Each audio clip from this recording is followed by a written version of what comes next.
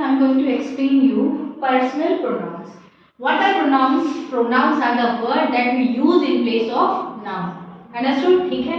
So अब pronouns अलग अलग टाइप के हैं. Personal pronouns होगा, reflexive pronoun होगा, possession होगा और demonstrative होगा. तो एक एक को हम लेते हैं.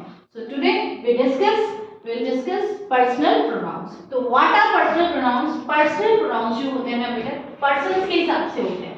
We have three persons, first person, second person and third person. ठीक है. तो फर्स्ट पर्सन में सिंगुलर प्रोनाउन कौन से हैं? I, me, mine. ठीक है. फर्स्ट पर्सन में सिंगुलर प्रोनाउन, सिंगुलर मतलब जो सब्जेक्ट सिंगुलर के प्लेस पे यूज होंगे वो कौन से होंगे? I, me, mine. First person में. अब सेकंड में क्या है? We, us, सॉरी प्लूरल क्या होगा? इसी का I का we, me का us और mine का ours. प्लूरल हो गया. ठीक है. नाउ सेकंड पर्सन में सिंगुलर यू और योर्स ही होता है. चाहे एक हो तब भी यू और योर्स ही लिखा जाता है. ठीक है. और बहुत सारे हो तब भी क्या लिखा जाएगा? यू और योर्स. ठीक है. सेकंड पर्सन में सेम है. Now third person. तो थर्ड पर्सन में जो सिंगुलर प्रोनाउंस हैं वो क्या है? He, him, his, she, her, hers, it, its. Understood? अब इसका प्लूरल में क्या हो जाएगा? दे, देम और देयर्स. इसको देयर्स पढ़ते हैं. देयर्स नहीं, देयर्स. देयर होता है THER. डिफरेंस है. ठीक है. देयर ये होता है एंड इट्स देयर्स. ठीक है. तो दे, देम, देयर्स. अब आपको ये याद नहीं रखना कि कौन सा हम फर्स्ट पर्सन में यूज करेंगे, सेकंड में, से कोई मतलब नहीं है. आपको सिर्फ ये यूज करना है कि इनका आपको सिंगुलर में कैसे करना है और प्लूरल में कौन सा प्रोनाउन आप यूज करोगे. अब इनमें से जो कुछ प्रोनाउंस है ना बेटा, कुछ थ्री टाइप से यूज होते हैं.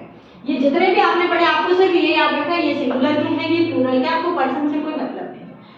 अब जितने भी इसमें से कुछ प्रोनाउंस हैं, कुछ सब्जेक्ट के रूप में यूज करोगे, कुछ ऑब्जेक्ट के रूप में और कुछ पोजेशन यानी जो हमारे पास है.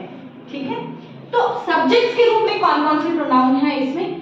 I, we, you, he, she, it और they. हमें यही बताया है जब भी हम सब्जेक्ट को डिस्कस करते हैं तो यही बताते हैं I, we, you, he, she, it और they. ठीक है. ये सब्जेक्ट्स के रूप में है. जैसे सेंटेंस क्या है आपका? They are good players. तो यहाँ पे जो they है सब्जेक्ट के रूप में यूज आ रहा है. It is personal pronouns. ठीक है. आपको ये पता होना चाहिए कि personal pronouns है कौन कौन से. ठीक है. अब इनको ऑब्जेक्ट के रूप में भी आप यूज करते हैं पर्सनल प्रोनाउंस को. तो कैसे करेंगे? कौन से होते हैं? मी, अस, यू, हिम, हर, इट और देम. ठीक है. ऑब्जेक्ट के रूप में आपका सेंटेंस बदल जाएगा. सेंटेंस जैसे मदर गेव अस. अब ये मदर ये आपका सब्जेक्ट हो गया, ये आपकी वर्ब हो गई, ये आपका क्या हो गया? ऑब्जेक्ट. तो ये वाले जो आपके पर्सनल प्रोनाउंस है किस रूप में यूज हो रहे हैं? ऑब्जेक्ट के रूप में. ये आपको पता होना चाहिए. Cold water. Mother gave us cold water. अब कुछ ऐसे पर्सनल प्रोनाउंस हैं जिनको कि आप पोजेशन में भी यूज करते हैं. वो कौन से हैं?